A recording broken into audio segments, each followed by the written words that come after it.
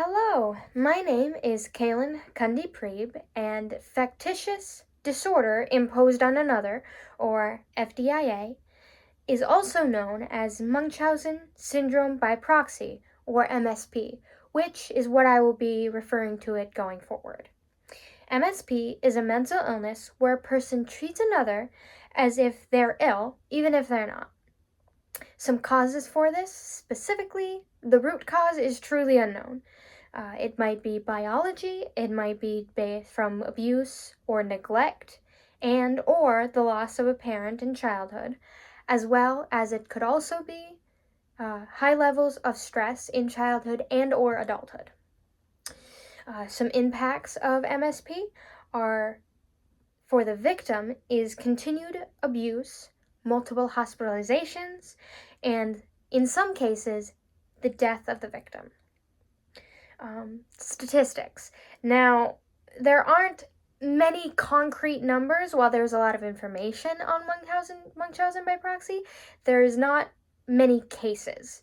So these specifics are not very well known. But some ones I found were out of 2.5 million child abuse cases. About 1,000 of those were related to MSP in some way. And around 10% of MSP victims end up dying, like I mentioned earlier, from either medical complications, a lot of the surgeries or medications that they're put under,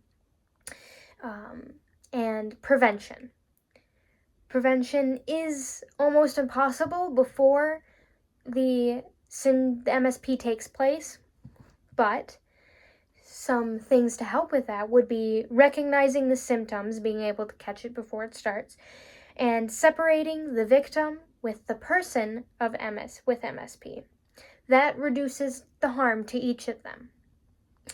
Some solutions, like I said, would be getting the victim away from the person with MSP, and depending on the severity, then giving disciplinary action to the perpetrator, which would be the person with MSP, and or getting therapy for them and the victim.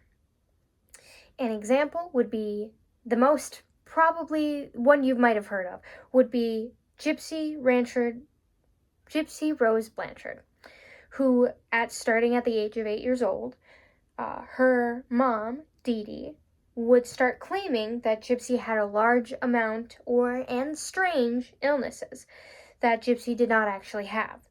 Dee Dee put Gypsy on a bunch of medications and surgeries and all of these things for illnesses that she didn't really have. Percentage of population that struggle with MSP. It's not really known because most of the cases of people with MSP or afflicting another person with MSP, they don't really get reported or noticed by the people who are caring for them. So any numbers I've mentioned can only really be guessed at. Now, what help can people get for people with MSP or the victims of MSP? Some of them are 911, help hotlines, counseling, therapy, social services, law enforcement, CPS, and healthcare resources. Now, all these people can either get the help that they need or help recover or give information of MSP to those people who need it. Some laws about MSP, not any specifically for Munchausen by proxy, but they all follow child abuse laws. It's considered child abuse. Some policies, there wasn't any specific other than the ones just relating to child abuse.